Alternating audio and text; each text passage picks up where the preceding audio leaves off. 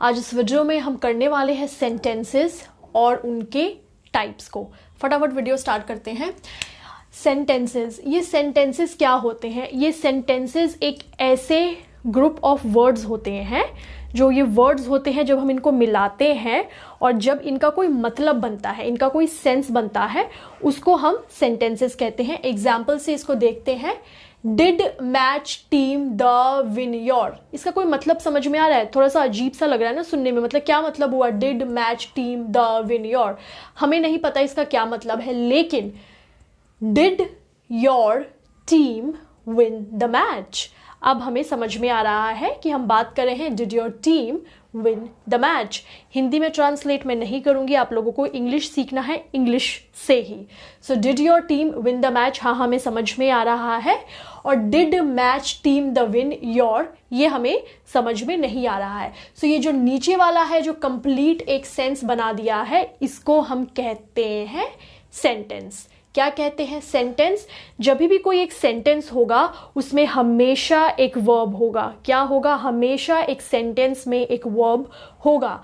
ये जो एल है ये एक लेटर है, ठीक है, ये एल हमारा एक लेटर है, इसमें हमने OVE बना दिया, ठीक है, तो ये हो गया हमारा लव। ये लव हमारा हो गया वर्ड, और इसको हमने बना दिया I love you, whereas करके आगे हमने कुछ लिख दिया जो इसका कंप्लीट सेंस बन गया, तो ये हमारा हो गया क्या? सेंटेंस। अब हम बात करते हैं फ्रेज के बारे में। सो फ्रेज क्या है? फ्रेज होते हैं, फ्रेज भी कुछ ग्रुप ऑफ वर्ड्स होते हैं जिनको हम सेंटेंसेस तो नहीं कहते क्योंकि वो कंप्लीट सेंस नहीं देते हैं।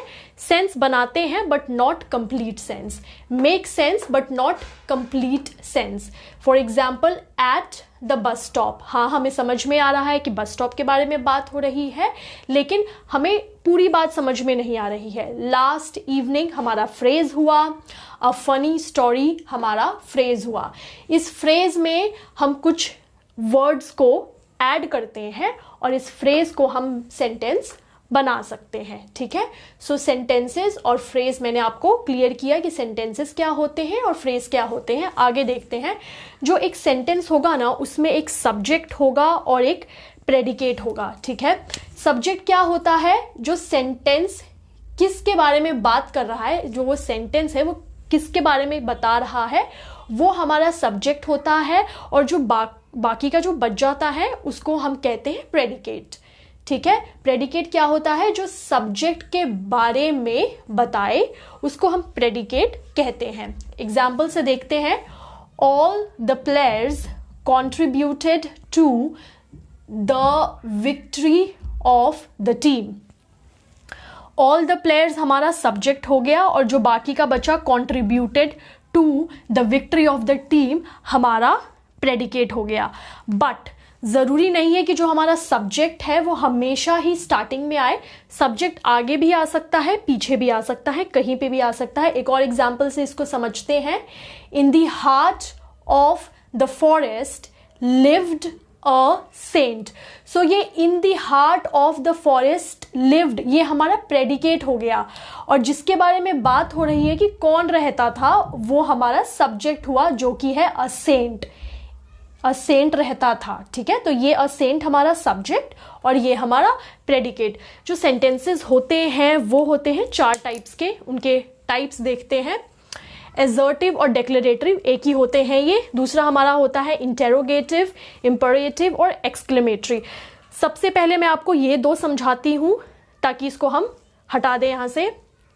एक्सक्लेमेटरी सेंटेंसेस आई थिंक हम सब लोगों को पता होता है। कोई स्ट्रॉन्ग इमोशन है उसको हम कॉन्वे कहते हैं, उसको हम एक्सक्लेमेटरी सेंटेंसेस कहते हैं। ये हमेशा एक एक्सक्लेमेशन मार्क के साथ एक्सक्लेमेटरी सेंटेंसेस बनेगा। कोई सेंटेंस है उसमें ये वाला जो मार्क है ये हमेशा रहेगा, ठीक है। For example, how beautiful the butterfly is. How beautiful the butterfly is, एक स्ट्रॉन्ग इमोशन हमने यहाँ पे दर्शाया है, इसीलिए यहाँ पे एक्सक्लेमेशन मार्क लगा है, ठीक है। चाहे वो कोई सा भी इमोशन हो, खुशी का हो, गम का हो, कोई सा भी हो। सो एक्सक्लेमेटरी सेंटेंसेस आपको यहाँ पे समझ में आ गया होगा। एंड में हम ये लगेगा और स्ट्रॉन्ग इमोशन कॉन्वे करेगा। इंटेरोगेटिव सेंटेंसेस वो होते हैं, जब भी आपने मूवीज़ में देखा होगा कि जब कोई क्रिमिनल होता है उसको पुलिस पकड़ के ले जाती है, तो सुना होगा कि कहाँ लेके जा रही है, हम इसे इंटेरोगेशन के लिए लेके जा रहे हैं। सो इंटेरोगेशन वहाँ से समझते हैं, इंटेरोगेशन का मतलब होता है सवाल पूछना। सो इंटेरोगेटिव सेंटेंसेस वहीं से आया नहीं है, ये मेरा याद करने का तरीका है। सो इंटेरोगेटिव सेंटेंसेस मतलब सवाल पूछना। ये हमारे 2 टाइप्स के होते हैं। एक वैसे क्वेश्चन होते हैं, एक वैसा सवाल होता है जिसमें हम जवाब देते हैं सिर्फ हाँ या ना में, ठीक है। और जो दूसरा होता है वो भी हम क्वेश्चन ही पूछते हैं, लेकिन जो उसका आंसर निकलता है ना, वो येस और नो में नहीं निकलता है।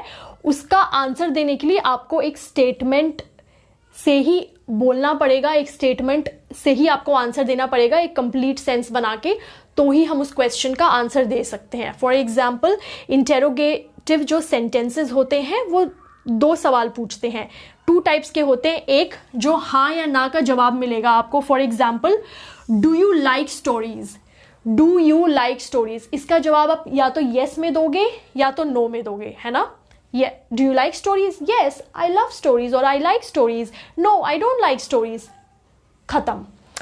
जो दूसरा होता है वो होता है What kind of stories do you like? अब मैं पूछ रही हूँ What kind of stories you like?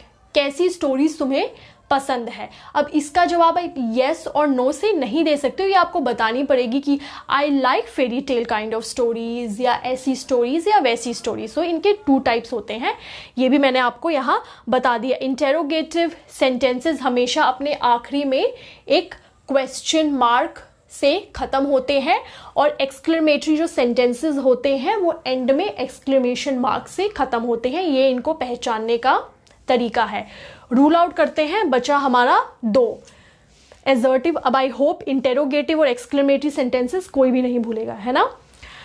अब अपना आता है डेक्लेरेटिव और इंपेरेटिव। अब पहले इससे स्टार्ट करते हैं क्योंकि ये थोड़ा सा इजी है और पहले वाले में बच्चे लोग कंफ्यूज होते हैं। सो ये जो इंपेरेटिव सेंटेंसेस होते हैं, इसका मतलब होता है कि हम किसी को कोई ऑर्डर दे रहे हैं, रिक्वेस्ट कर रहे हैं, एडवाइस कर रहे हैं, कोई इंस्ट्रक्शन दे रहे हैं।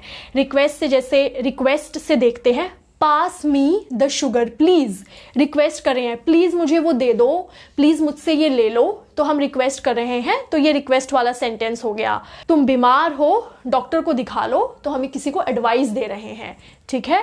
सो ये भी हम एडवाइस में आ गया। डू योर होमवर्क रेगुलरली, हम किसी को एडवाइस दे रहे हैं।